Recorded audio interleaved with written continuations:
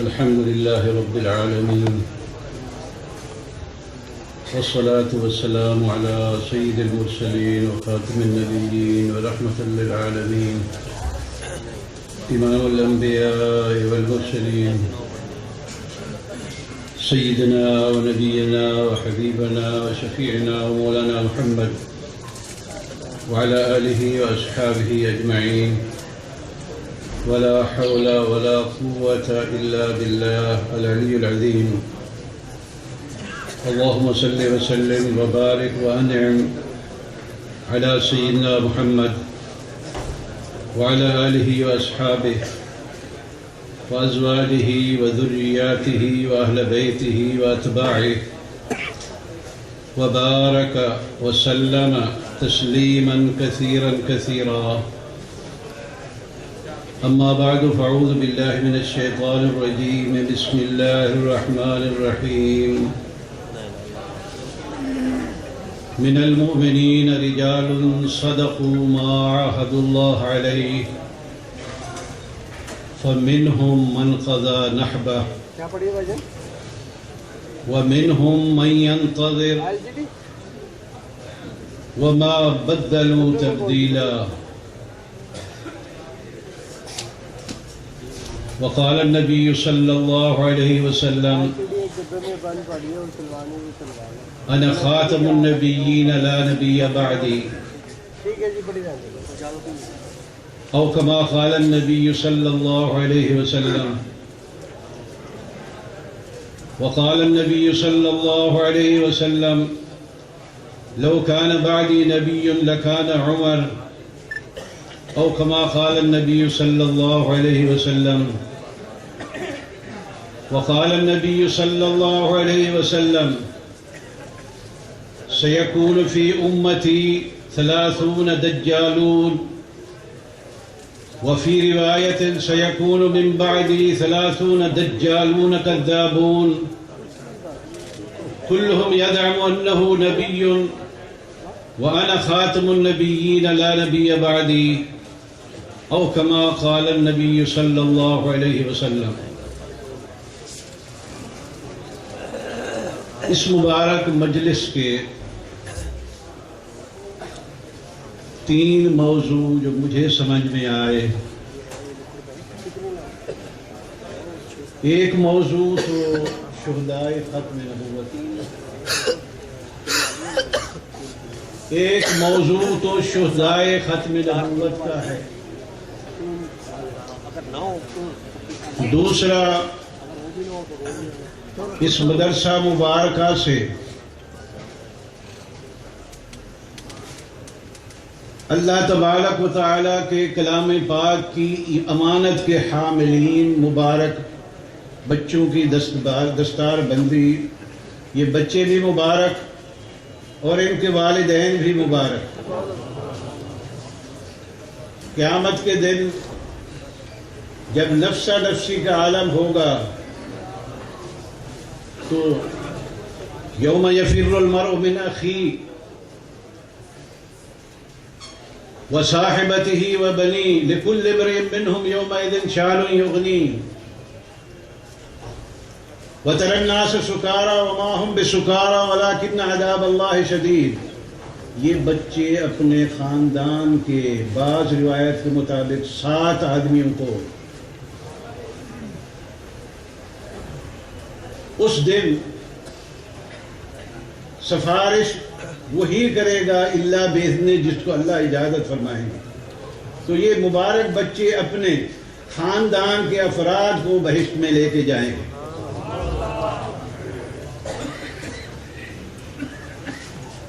ہم اپنی عصری تعلیم میں زور لگاتے ہیں، لاکھوں کروڑوں خرچ کرتے ہیں. Sadiq public school, F C college, Lawrence school, کروڑوں خرچ کرتے ہیں. وہ بچے دنیا میں بھی ہمارے کام کے نہیں ہوتے الا من رحم اللہ.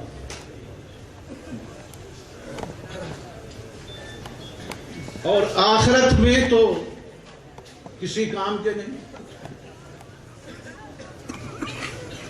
ایکسفورڈ اور کیمبرج کے فارغ التحصیل جس پہ کھربوں روپے خرچ کرنے کے بعد باپ کا جنازہ سامنے ہے اور وہ آیا مجھے کہتا ہے انکل ڈیڈ پہ کیا پڑھوں؟ میں نے کہا پہلی تکبیر کے بعد ثنا، کہیں گا انکل یہ مجھے نہیں آتا، دوسری کے بعد میں نے کہا درود شریف، کہیں گا انکل یہ بھی مجھے نہیں آتا، تیسری تکبیر کے بعد کہتا ہے انکل یہ بھی مجھے نہیں آتی۔ جو باپ کو نماز جنازہ پڑھا کر نہیں روانہ کر سکتا، آخری دعائیں نہیں دے سکتا، یہ کس کام کا ہے باپ؟ خیر یہ ایک علیحدہ موضوع ہے۔ تیسرا موضوع تھا شہداء ختم نبوت، سیدی حضرت پیر جی رحمت اللہ علیہ، میاں شہداء ختم نبوت کی بدایت حضرت صدیق اکبر رضی اللہ تعالی عنہ، حضرت سیدنا ابو بکر صدیق رضی اللہ عنہ کے دور سے شروع ہوئی۔ شوال میں یمامہ جو ریاض سے تقریباً 30 کلومیٹر 35-40 کلومیٹر کے فاصلے پر ہے، اس میں مسیلمۃ الکذاب کے بعض لوگوں کی مورخین کے مطابق 40,000 تھے، اس میں جلیل القدر صحابہ نے شرکت فرمائی، جس میں تقریباً بعض مورخین کے مطابق 700 حفاظ کرام شہید ہوئے اور اس میں 70 بدری صحابہ بھی تھے۔ تو یہ تاریخ ہے شہداء ختم نبوت کی، یہ تاریخ ہے شہداء ختم نبوت کی۔ اور مسیلمۃ الکذاب کو حضرت واشی نے فی النار والسکر کیا، تو اس وقت سے یہ تحریک چلی آ رہی۔ خوش قسمت ہیں، قابل مبارکبادی کے وہ لوگ ہیں جو دین کے لیے اپنا سب کچھ قربان کر کے چلے، اور سرکار دو عالم صلی اللہ علیہ وسلم کی معیت میں انہی کے لیے انہوں نے قربانی دی تھی، بہشت میں مزے کر۔ وَلَا تَقُولُوا لِمَنْ يُقْتَلُ فِي سَبِيلِ اللَّهِ أَمْوَاتٌ بَلْ أَحْيَاءٌ اور عند ربهم يرزقون فرحين بما آتاهم الله من فضله۔ اب آتے ہیں میرے مرشد میں نے اس لیے کہا کہ نوجوان طبقے میں کسی کا معتقد ہوا تو صرف پیر جی سید عطا المحمد شاہ صاحب رحمۃ اللہ علیہ،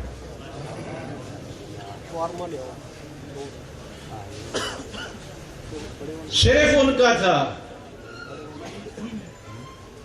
الولد سر لأبی، جیسے حضرت امیر شریعت رحمت اللہ علیہ کے بارے میں سنا تھا اور پڑھا تھا،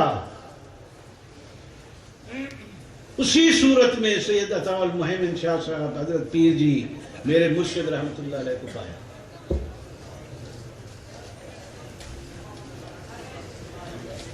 غالباً 1965 میں، مولانا 65 تھا یا 72 تھا، ہاں بھول گیا، 1972 میں تشریف لے آئے۔ مجھے کہا گیا کہ عقیدت تو ان لوگوں سے پرانی تھی، مجھے کہا گیا تھا کہ حضرت امیر شریعت رحمت اللہ علیہ کے صاحبزادے تشریف لے آئے ہیں۔ میں 3-4 دن بعد ملا پیر جی رحمت اللہ علیہ سے، تو میں نے کہا حضرت میرے ساتھ کھانا کھا لیں،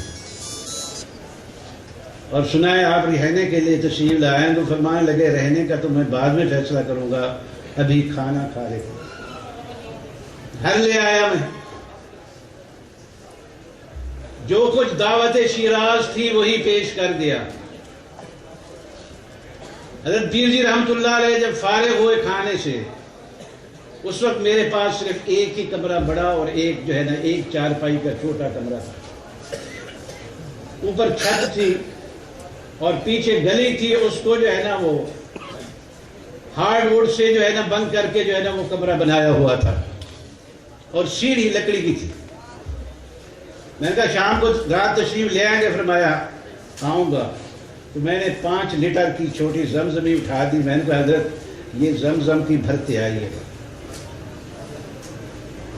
اس وقت مکہ شریف میں مہینے میں ایک دفعہ عین عزیزیہ کا پانی آتا، عین جو ہے نا انکاریہ اور عزیزیہ کا پانی آتا تھا، اور ہم سارے برتن بھر کے رکھتے تھے، اور اتنی فرصت نہیں تھی کہ پانی اگر ختم ہو جائے خرید سکے.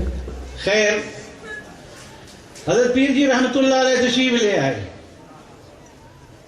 یہی ابتدا ہوئی.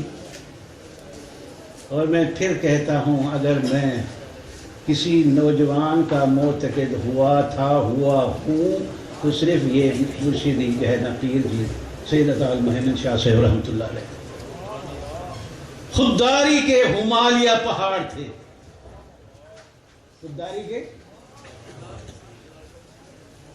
کبھی دنیا کو دین سے نہیں کمایا.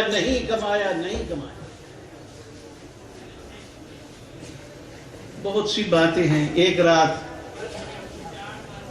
آدھی رات کے بعد تقریباً، ہماری گھنٹی وہ لکڑی ہوتی تھی، لکڑی کا چھوٹا سا ٹکڑا تھا، اسے یوں مارا اس پہ سیڑھی پہ.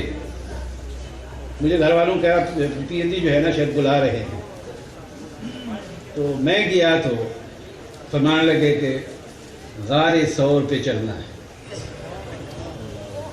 جہاں آپ صلی اللہ علیہ وسلم نے سیدنا ابو بکر صدیق رضی اللہ تعالی عنہ کے ساتھ 3 دن گزارے. صاحب اثنین اذ ہما فی الغار اذ یقول لصاحبہ لا تحزن ان اللہ معنا. اس وقت، اب تو غیر غار حرا تک وہاں غار ثور میں جانے کا راستہ مشکل سے ملتا ہے.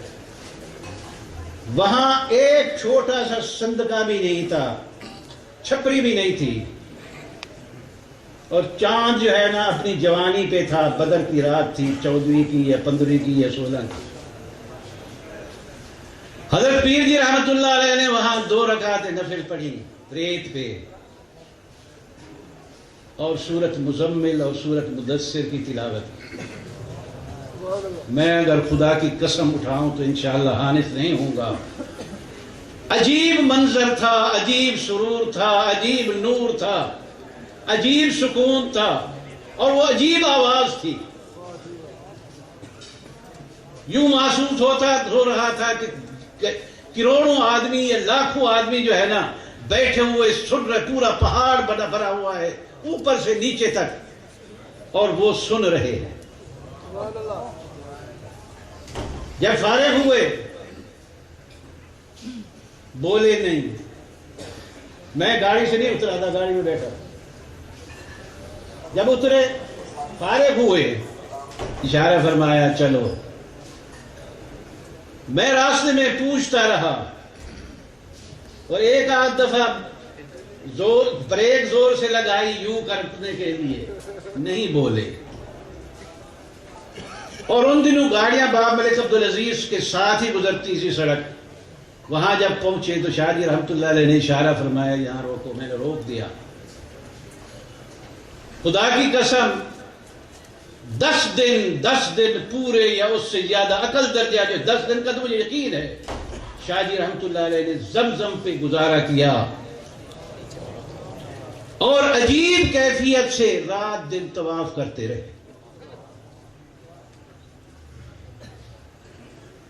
اور میرے اپنے گمان کے مطابق سرکار دو عالم صلی اللہ علیہ وسلم کی زیارت نصیب ہوئی، جس کا یہ اثر ہوا.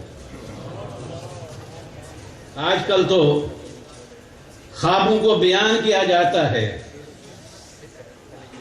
خوابوں کو بیان کیا جاتا ہے، اور وہ لوگ جو ہے نا جو خوابوں کو بیان ہی نہیں کرتے تھے. خوابوں کو تو حضرت پیر جی رحمت اللہ علیہ نے یہ مومن کی پہچان تھی. یہ مومن کی پہچان تھی۔ اور اسی طرح حضرت مولانا ظفر صاحب مقدس اللہ علیہ دامت برکاتہم دامت فیوزہم یہ فرماتے ہیں میں بھی ساتھ تھا مدینہ منورہ کے سفر میں، جبل احد پہ گئے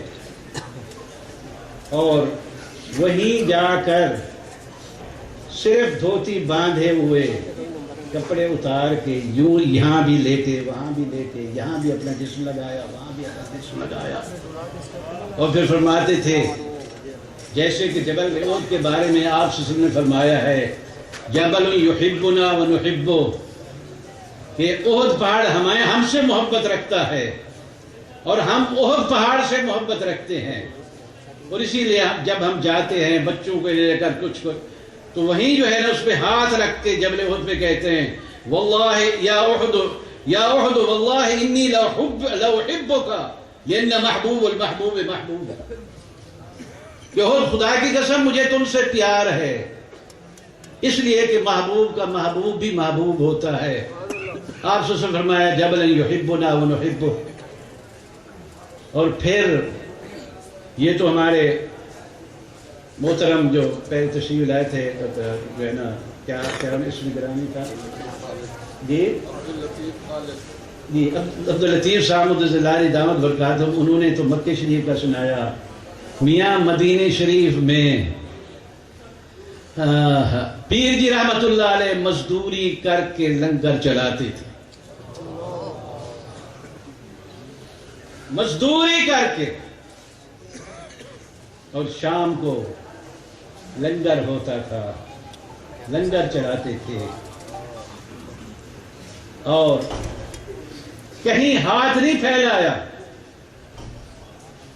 اپنے والد محترم جن کی حیثیت صرف مسلمانوں نے نہیں بلکہ کافروں تک انگریزوں کے ہاں بھی بہت بڑی حیثیت تھی۔ اور ایک دفعہ ایک آدمی نے مجھے، اب تو بھول گیا ہوں بہت سے باتیں، ایک آدمی نے مجھے کہا جی میرے پاس کچھ پیسے ہیں مدینہ شریف کے لیے، کوئی بتا دیں تاکہ میں وہاں یہ پیسے پہنچا دوں۔ تو میں نے حضرت پیر جی رحمت اللہ علیہ کا نام لیا، میں نے کہا جا کر ان کو دینا۔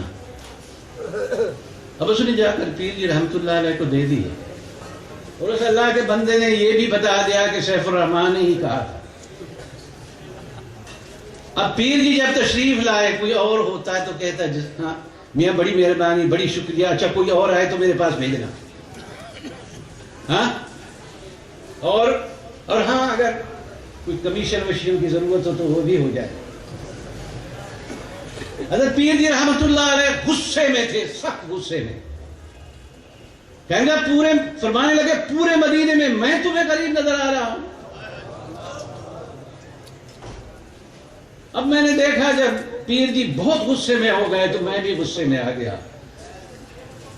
میں نے کہا پیر جی آپ کی کیا کون سی آمدنی ہے، یہاں ملازمت ہے، آپ مزدوری کرتے ہیں، لنگر چلاتے ہیں، اور ایک جوڑا کپڑوں کا آپ کا ہے اور ساتھ ایک چادر دھوتی ہے، رات کو وہ باندھ کے جو ہے نا 2 دن کے بعد وہ کپڑے خود دھوتے ہیں۔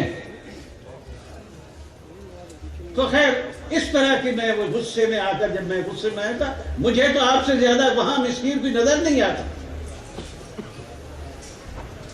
میاں دیکھ لو میاں دیکھ لو، جیسے حضرت امیر شریعت رحمت اللہ علیہ نے جیل کی کوٹڑی میں تلاوت کی تو وہ انگریز آ گیا، پڑھا تھا میں نے، اور اس نے کہا کہ مانگو جو کچھ مانگنا ہے، ایسا متاثر ہوا مانگو کچھ مانگنا ہے، تو انہوں نے وہی مانگا کہ میرے ملک سے نکل جاؤ۔